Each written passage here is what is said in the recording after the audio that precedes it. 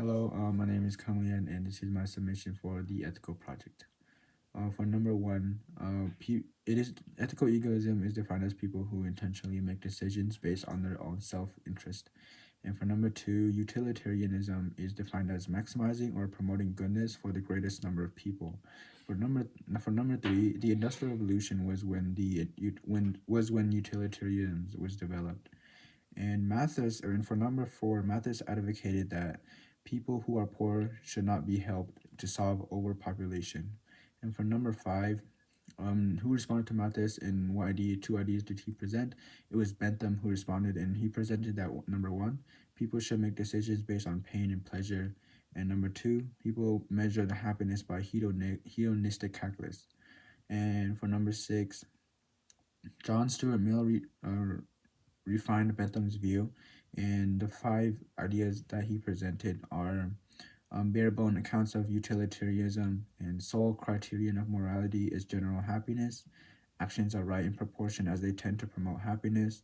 Happiness consists of both higher intellectual pleasures and lower bodily pleasures.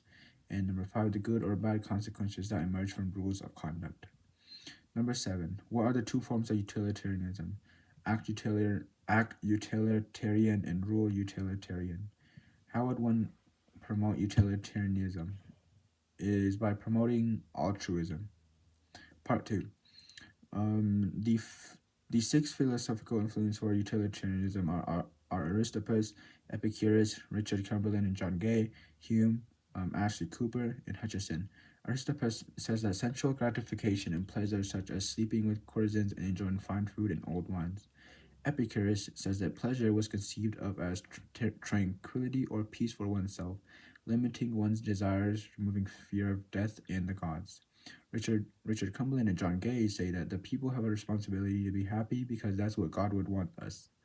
And Hume says that based on sensation, people should make sure most people are happy and promote happiness.